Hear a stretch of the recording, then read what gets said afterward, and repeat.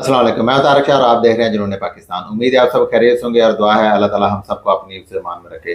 दोस्तों, किसी वजह से हम कुछ दिन ऑफलाइन रहे हैं और उसके बाद हम छोटी सी ब्रेक के बाद हम लोग आपकी खिदमत में दोबारा से हाजिर हुए हैं और इंशाल्लाह कोशिश करेंगे कि अब कुछ ऐसी ब्रेक ना हो।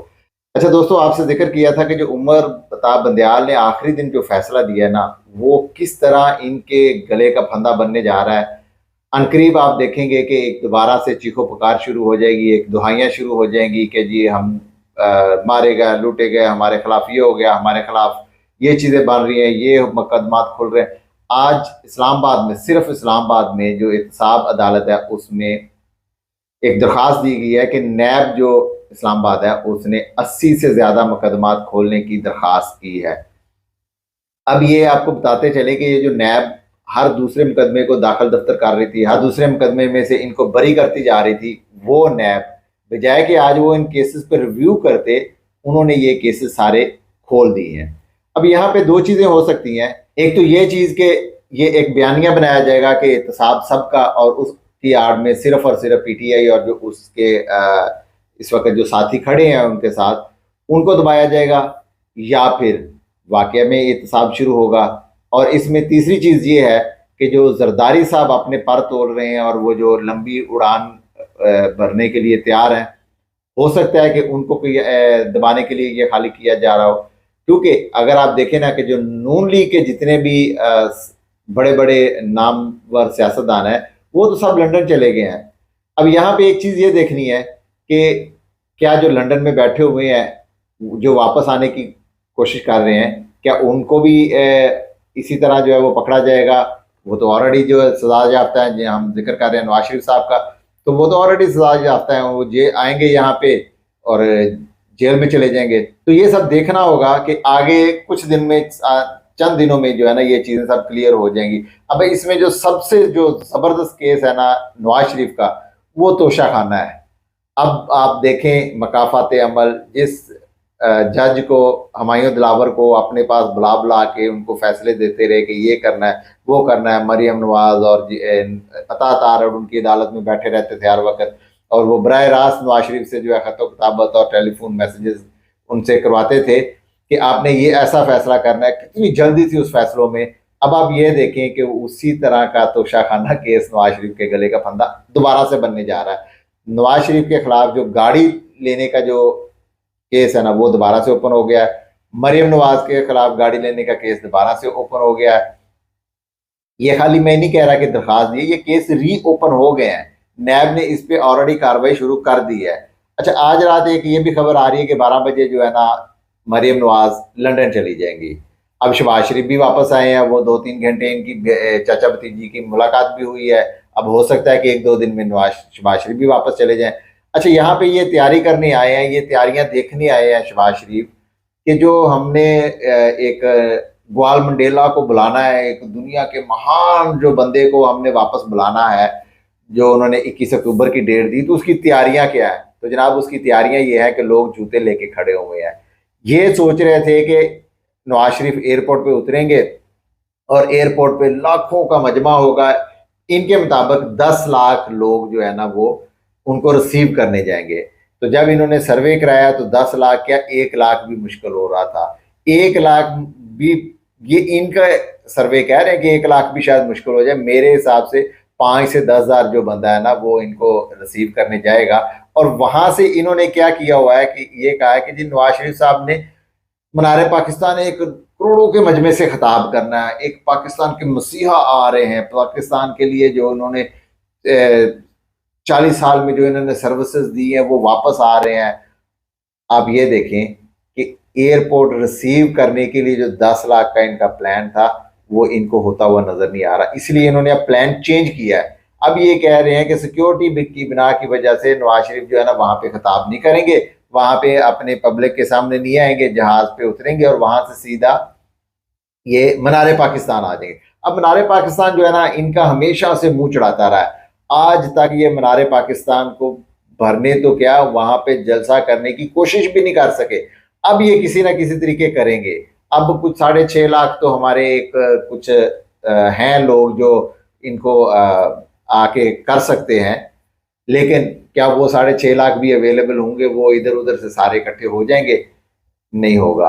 अब यहाँ पे क्या किया जाएगा? कुछ 25-30 हज़ार लोग तो इकट्ठे कर ही सकते हैं, इनके इतनी तो स्ट्रेंथ है ही ना कि 25-30 हज़ार लोग जो हैं। और इस वक्त जो निगरान हुकूमत है वो भी इन्हीं की एक्सटेंशन चल रही है, और पंजाब की तो खासकर इन्हीं की हुकूमत है। तो ये 25-30 हज़ार लोगों को इकट्ठे करके कुछ इस तरह से कैमरा एंगल करके रात की तारीकियों में ये दूर दूर तक लाइटें लगा के और खुली खुली कुर्सियां लगा के ये कुछ मैनेज कर लेंगे। लेकिन क्या, सवाल वही है, क्या नवाज शरीफ वापस आएंगे? क्योंकि आज की जो डेवलपमेंट है ना, इसके बाद मुझे नहीं लगता कि नवाज शरीफ कभी भी वापस आएंगे। क्योंकि तोशाखाना में गिरफ्तार हो ना हो, केसेस तो ओपन हो गए, अब इसका जवाब देना पड़ेगा, अब इनकी फेस करना पड़ेगा। अब यहाँ पे इनको आते गिरफ्तारी भी नजर आती है। लेकिन कुछ लोग खबर ये भी देते हैं, जैसे कि आज बड़े किचन कैबिनेट के जो सहाफ़ी थे उन्होंने कहा है कि जी नवाज शरीफ की पूरी डील हो चुकी है। नवाज शरीफ जो है ना वो यहाँ पे सिर्फ आएंगे और आके एक 2-4 जलसे करेंगे, प्रेशर बनाएंगे और इंतखाबात ले लेंगे। तो वो होगा कि जी नवाज शरीफ ने इंतखाबात ले लिए, नवाज शरीफ ने ये कर दिया, नवाज शरीफ ने टेबल टर्न कर दी, नवाज शरीफ ने वर्के फाड़ दिए। तो ये सब चीज़ें जो ना उनके लिए प्लान की गई हैं, और बयानिया क्या बनाने की कोशिश कर रहे हैं। अब नवाज शरीफ बयानिया ये बना, पहले तो 2 बयानिया उन्होंने जो बनाए थे कि नवाज शरीफ जो है ना वो इनकलाबी हो गए हैं, वो इनका बयानिया ठुस हो गया। फिर उन्होंने कहा कि जी नवाज शरीफ का वोट तो अच्छा, इस पे जो है ना वोट को इज्जत दो वाला जो बयानिया था, उसमें कुछ हद तक जो है ना मैं भी मुत्तफिक था, क्योंकि आपको बिलाखिर वोट को इज्जत देनी पड़नी। लेकिन इन्होंने क्या किया कि जब वोट को इज्जत दो का बयानिया खड़ा किया जनरल बाजवा के खिलाफ, और जनरल बाजवा की एक्सटेंशन पे नवाज शरीफ के लोग जितने भी इनके चमचे थे वो आगे आगे हो के इन्होंने स्टैंपें लगाई और उनको जनाब एक्सटेंशन दिलवाई। इसी तरह पीपल पार्टी भी पीछे नहीं थी, और ये जो मौलाना फजल रहमान है वो तो पहले जो है वो सबसे आगे होते हैं, वो तो पीडीएम के सरबराह थे। उन्होंने सारी ये देग पकाई थी। अब उस देग में उनको एक चावल भी नहीं मिला, सिवाय छोटी सी 1-2 वजारतों तो जो उनकी जाती ख्वाहिश थी सदर बनने की, वो कभी पूरी नहीं होगी और इंशाल्लाह कभी पूरी नहीं होगी। अच्छा, वो बयानिया जो इनका कुछ हद तक बेहतर था, लेकिन उसको इन्होंने जबरदस्त कर दिया खुद ही। उसके बाद इन्होंने एक इनकलाबी होने का बयानिया बनाया, वो भी कहीं नजर नहीं आया। अच्छा, यहाँ पे आप जो क्या बयानिया बना रहे हैं कि जी जनरल फैज हमीद को, जनरल बाजवा का एहतसाब किया जाए, मैं जब आऊंगा तो मैं एहतसाब करूंगा, और 4 जजों का नाम ले लेके उनको कह रहे हैं कि जी उनको एहतसाब किया जाए। तो जनाब अवाम बेवकूफ नहीं है, अवाम को पता है कि जनरल फैज हमीद, जनरल बाजवा आपकी होते हुए, भाई की हुकूमत होते हुए 6 से 8 महीने गुजार गए हैं। उस वक्त आपने क्यों नहीं कहा? उस वक्त आपने क्यों स्टेप नहीं लिया? क्या आपकी हुकूमत नहीं थी? आपने साजिशें करके, आपके भाई ने साजिशें करके, बूट पालिश करके उन्हीं से हुकूमत ली है। तो लिहाजा ये चलने वाला नहीं है। जनरल फैज को आपने पहले गालियां दी, और उस वक्त तो शायद लोगों को कुछ आपके जो फॉलोअर थे उनको समझ आ गया, लेकिन अब वो भी समझ नहीं आती, क्योंकि आपकी हुकूमत के दौरान वो कोर कमांडर रहे हैं, आपकी हुकूमत के दौरान वो फौज में ओहदेदार रहे हैं, आपने कुछ नहीं किया। और अब अगर वो चले गए हैं और आप उनका नाम ले लेके कह रहे हैं, तो ये बयानिया भी आपका बिकने वाला नहीं है। तो इस पे जो है ना आपको खामोशी बेहतर है। जरदारी साहब जो है ना वो एक और मुश्किल में फंस गए हैं। जरदारी साहब इसलिए मुश्किल में फंस गए हैं कि जरदारी साहब जो सोच रहे थे कि जैसे जैसे नून लीग गंदी होती जा रही है और नून लीग जो है वो बदनाम होती जा रही है, तो शायद इनके लिए कोई रास्ते खुल रहे हैं, क्योंकि सिंध में तो ये कुछ ना कुछ जुगाड़ लगा लेते हैं। अब यहाँ पे ये था, ये सोच रहे थे कि पीटीआई और नून लीग का जो है ना वो एक लड़ाई हो रही है, और इन्हीं की लड़ाई है, और अवाम को तो यही पता है कि जी सिर्फ नून लीग की हुकूमत है, नवाज शरीफ की हुकूमत है, शहबाज शरीफ की हुकूमत है, और लोग तो जानते ही नहीं है कि जरदारी कौन है। तो ये अपनी एक स्पेस बनाने की कोशिश कर रहे थे। अच्छा, अब यहाँ पे जो है ना इन्होंने बड़ी कोशिश की, बड़ी कोशिश के बावजूद जो है ना ये एक भी बंदा पंजाब से ना तोड़ सके। 1-2 बंदे इन्होंने तोड़ने की कोशिश की थी, और वो ऐसे बंदे थे, वो भी जो तीसरे चौथे नंबर पे अपने हल्के में आते हैं, वो इन्होंने कुछ तोड़े हैं। तो इनको जो है ना अब अपनी दाल गलती नजर नहीं आती है, और जो इनके खिलाफ भी अब रेफरेंसेस ओपन हो रहे हैं, केसेस ओपन हो रहे हैं, तो ये उनको एक ज्यादा बड़ी परेशानी लग रही। उनको ये लग रहा था कि शायद बिलावल जो है ना अचानक वजीर खारजा से जो है ना वजीर आजम बन जाएंगे और मैं पूरे पाकिस्तान को कंट्रोल करूंगा। तो यहाँ इनको भी मुश्किल है। अच्छा, यहाँ पे ये सारी पार्टियां जो है ना इस वक्त शशुपंज का शिकार है कि अब होने क्या वाला है, होना क्या है वो अभी तक किसी को नहीं पता। अब ये जो निगरान हुकूमत की एक्सटेंशन कितनी देर चलती है, मेरे तज्ज़िये और खबरों के मुताबिक तो ये 2025 तक जाती नजर आती है। 2024 में भी इलेक्शन नजर नहीं आते। हाँ, इस वक्त अगर हालात इतने ही खराब हो जाते हैं कि इनको छोड़ के भागना पड़े, तो उस सूरत में ये शायद इलेक्शन की तरफ चले जाए, और उसमें भी नवाज शरीफ जो है वो एक जो सोच रहे हैं कि जी मैंने डील की हुई है और मैं उसके मुताबिक आके वज़ीर आज़म बन जाऊंगा। अब ये जो उनके किचन कैबिनेट के सहाफ़ी हैं, उन्होंने जो इल्ज़ाम लगाया कि नवाज शरीफ के सारे मामला तय हो गए हैं, नवाज शरीफ चौथे वज़ीर आज़म है।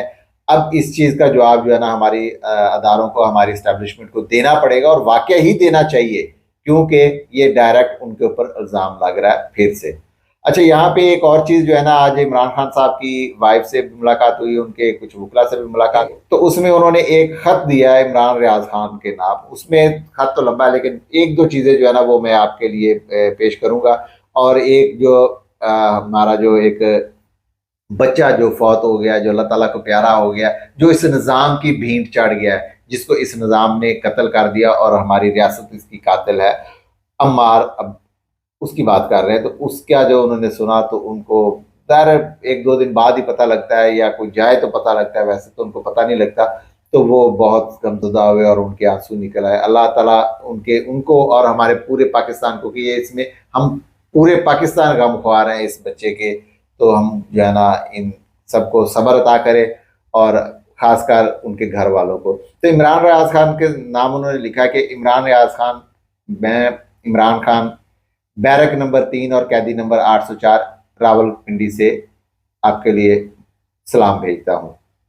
और कहा कि इमरान रियाज खान, आप तारीख राहों के एक ऐसे मुसाफिर हो जिसको कैदी नंबर तक अलॉट ना किया गया, और ये हमारे निज़ाम की एक बदनीति है, और हमारे निज़ाम की एक बेहिसी है कि आपको गुम कर दिया गया, आपको गुमनाम कर दिया गया, आपको कैदी नंबर तक अलॉट ना किया गया, आपको कैदी नंबर अलॉट करते हुए डरते हैं, और ये आपके कैदी नंबर का बोझ नहीं उठा सकते। आपको कैदी नंबर अलॉट इसलिए नहीं करते कि आप इस निज़ाम की बुनियादें ना हिला दो, आपकी बहादुरी, आपकी बुर्दबारी, आपकी जुर्रत, आपकी इस्तकामत इस निज़ाम की जड़ें ना उखाड़ दे, इसलिए आपको कैदी नंबर तक अलॉट ना किया गया, और आपको एक ऐसी कैद में रखा गया जिसकी कोई सरहद नहीं, जिसका कोई बॉर्डर नहीं है, जिसका कोई रास्ता नहीं है। आपको एक ऐसी कैद में रखा गया। आपकी और मेरी कैद में ये फ़र्क है कि मुझे कैदी नंबर 804 अलॉट किया गया, और मुझे कैदी नंबर 804 अलॉट करने के बाद पूरा पाकिस्तान, पूरी काम खुद को कैदी नंबर 804 समझती है। मैं इस वक्त बैरक नंबर 3 अटक जेल में बंद हूँ, और आप एक गुमनामी की ज़िंदगी गुजार रहे हो, और ये आपको कैदी नंबर अलॉट नहीं करना चाहते, क्योंकि इनके पास इस सवाल का जवाब नहीं है। और आप जानते हैं कि आपको कैदी नंबर अलॉट क्यों नहीं किया गया, क्योंकि इस निज़ाम की डोरे हिलाने वालों के पास भी इस सवाल का जवाब नहीं है। इंशाल्लाह जल्दी आपसे मिलते हैं कुछ और ख़बरों के साथ। तब तक इजाज़त दें। पाकिस्तान जिंदाबाद।